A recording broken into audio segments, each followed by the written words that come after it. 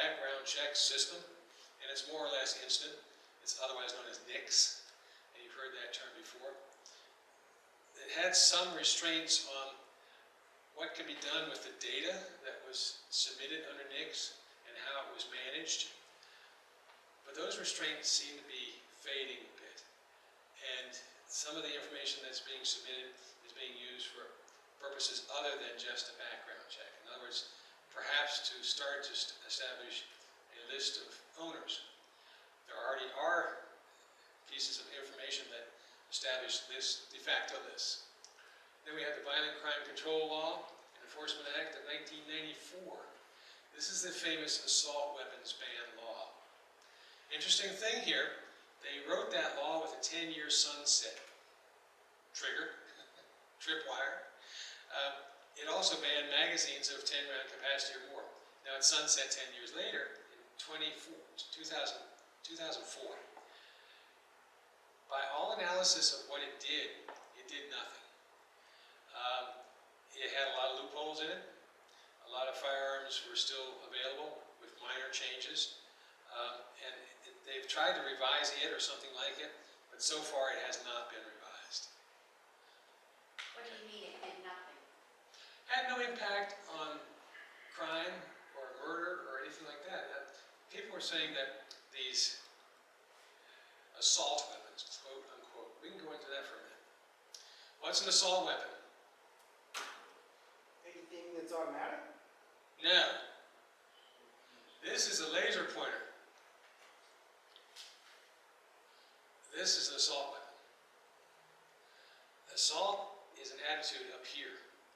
And the weapon is anything that you want to use to continue that assault. Okay? They're looking at the term that was used in the military as a term for an assault rifle, which by definition or by characteristics is a select fire rifle that can fire in either semi-automatic burst mode, 3-round burst or whatever, or full automatic. If you go from semi-automatic to full automatic with a firearm, it's a tremendous way to waste ammunition. There's nothing more effective than one aimed round than spraying 50 rounds or 20 rounds or 10 rounds downrange. Full auto is used for field suppression fire in the military. It works fine for that and cause people to keep their heads down. But they're trying to use that term assault weapon in the civilian context, and that term was coined by an anti-gun group. Sorry, I don't remember the name of the guy, but he said, hey, let's use this because people think we're talking about machine guns. And so it's an emotional term that was established for a political purpose. Just remember, assault is something you're going to get arrested for. An assault weapon, if you don't pick it up, just sits on the table and rusts. Okay, so it sunset in 2004, and it's gone totally away, and so far nothing's come of it. Here's a sticky one, the Lautenberg Amendment. Senator Frank Lautenberg attached this amendment to the Domestic Violence Offender Gun Ban of 1997. What this did, in simple terms, is it changed the threshold for arresting somebody or restricting them with firearms from a felony act that could carry certain penalties down to a misdemeanor act of domestic violence. And so the threshold went much lower. That means the number of people went much higher that this law would cover. It had a very, I'm going to say, totally unanticipated consequence, the people who wrote it, because it all of a sudden captured a bunch of people who are now, say, firefighters or police officers or ambulance drivers or whatever, who needed to carry a sidearm, but got into a bar fight when they were 18 years old. And they got sentenced to $50 fine as a misdemeanor assault case or something like that. And all of a sudden, because that's on their record as an adult in the background, then they are prohibited from carrying firearms as an adult in their employment. I think they've gotten out of that. They got away from it.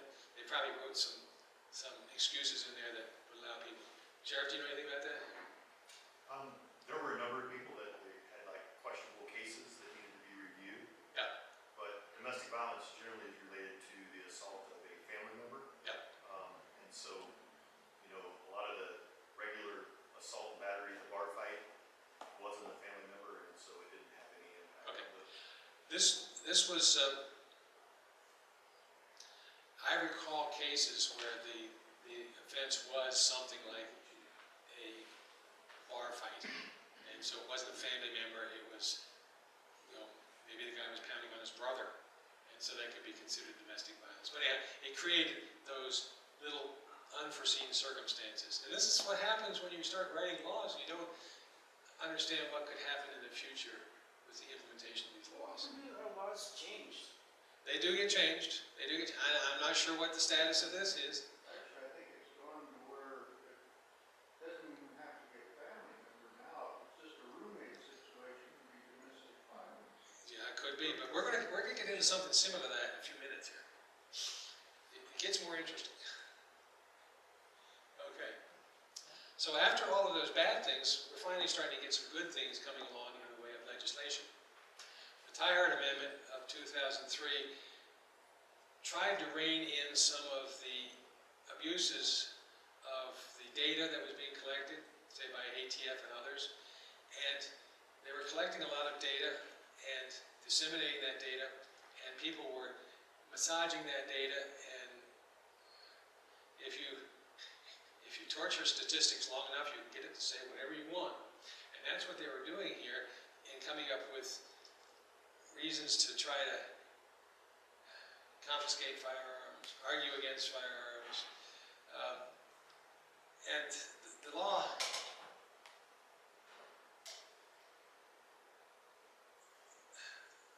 well, the law prohibited academic study to some extent, prohibited the financing of the government, like CDC and others, from studying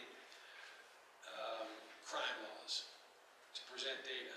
Now, the data was coming out, and it wasn't coming out very even-handedly. So, we touched earlier on the Second Amendment and its Supreme Court cases, but now let's look at some detail as to what these Supreme Court cases are. The first one, the most significant one, is U.S. versus Miller. Who's heard of that one? Okay, good. This is going to be good. Okay. Jack Miller and who was his buddy, Frank Layton, were not at all upstanding citizens in their community. As a matter of fact, they were arrested crossing a state line with a short-barreled shotgun in contravention to the NFA Act of '34. They were taken to local court under charges, and the local judge heard the case and said, wait a minute, that violates the Second Amendment. They can't say you can't carry that gun. Case dismissed, you're out of here. And so they were out of there, they left. Miller later was killed. Jack Layton disappeared. But the federal government did not like the result of that case, because basically it cut the legs out from under the National Firearms Act that prohibited short-barreled shotguns. Well, it didn't prohibit them, it controlled them, and machine guns and other devices, destructive devices, hand grenades, mortars, tanks, you name it. It covered these things, and what it did was say, you can have those things provided you pay a $200 tax, and you fix a Stamp Act, to the document that you carry with you that says who you are and what you're carrying, and you carry it with the firearm, and you go through an extensive background check, and today you wait about 6 to 12 months to get approval to buy that firearm. And so it's extremely difficult to acquire an NFA firearm. The interesting part about it is that they could not do an outright ban or control because they'd run into the Second Amendment issues, so they called it a tax. So they're regulating by attaching a tax. In this case, when it went to the Supreme Court, Miller and Layton were gone. Nobody's going to pay their attorney. He didn't show up. So the government presented their case to the justices of the Supreme Court, and they presented all their arguments and all their information. And the justices at the end of the case said, the court cannot take judicial notice. That means they weren't told that a shotgun having a barrel less than 18 inches long has today any reasonable relation to the preservation or efficiency of a well-regulated militia. Certainly is not within judicial notice that this weapon is any part of ordinary military equipment or that its use could contribute to the common defense. Now, in World War I, they used shotguns. In the Revolutionary War, they used shotguns. In the War of 1812, they used shotguns. What the barrel length was, I don't know, but it does make a difference. So the justice has said, case overturned, you guys are guilty, go back to prison. Of course, they're not right. But what does the counter-argument of this mean? That if a firearm does have a military purpose, is it then protected by the Second Amendment? They don't state that, but it's implied by what they do state. And we'll get to some more of this in just a minute. So everybody understand the Miller case now?